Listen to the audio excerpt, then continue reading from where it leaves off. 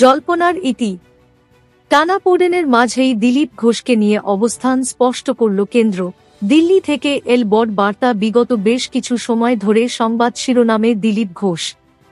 ২৬-এর বিধানসভা নির্বাচনের আগে মুখ্যমন্ত্রী মমতা বন্দ্যোপাধ্যায়ের আমন্ত্রণে দিলীপ ঘোষের দীঘাযাত্রার পর থেকেই রাজ্য বিজেপি আরও কোণঠাসা। বিজেপির প্রাক্তন রাজ্য সভাপতি, বিজেপিরই অনেকে আবার এও বলতে শুরু করেছিলেন ভোটের আগেই নাকি তৃণমূলেও যোগ দিতে পারেন দিলীপ।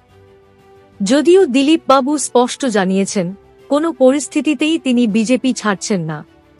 এরই মধ্যে এবার বঙ্গ বিজেপির অন্যতম গুরুত্বপূর্ণ এই নেতাকে বড় নির্দেশ দিল শীর্ষ নেতৃত্ব।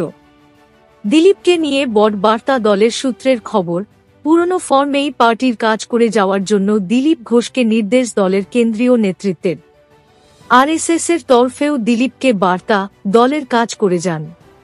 তাই শীর্ষ স্তরের নেতাদের নির্দেশ মতো নিজের পুরনো লোকসভা কেন্দ্র মেদিনীপুরেই পার্টির কাজে সক্রিয় দিলীপবাবু। মেদিনীপুরের সাংসদ ছিলেন দিলীপ। সেই পুরনো লোকসভা কেন্দ্রেই তিনি যাতে দলীয় কর্মসূচি চালিয়ে যান সেই বার্তা দিয়েছে দিল্লি। সূত্রের খবর, বঙ্গ বিজেপির একসময়ের সফলতম এই রাজ্য সভাপতিকে বিজেপির রেগুলার কর্মসূচিতেও কাজে লাগানো হবে খুব শীঘ্রই।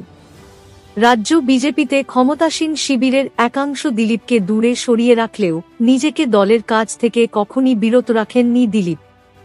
গত রবিবার খড়গপুর, বেলদা ও দাঁতনে কর্মসূচি করেছেন প্রাক্তন সাংসদ।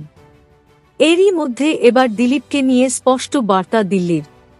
রাজনৈতিক বিশেষজ্ঞদের মতে বঙ্গ বিজেপির অন্যতম কাণ্ডারি সফল রাজ্য সভাপতিকে নিয়ে কোনো বিতর্ক চায় না কেন্দ্র।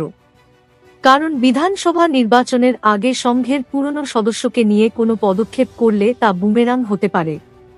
বাংলার গেরুয়া শিবিরের জন্য বড় ধাক্কা হতে পারে।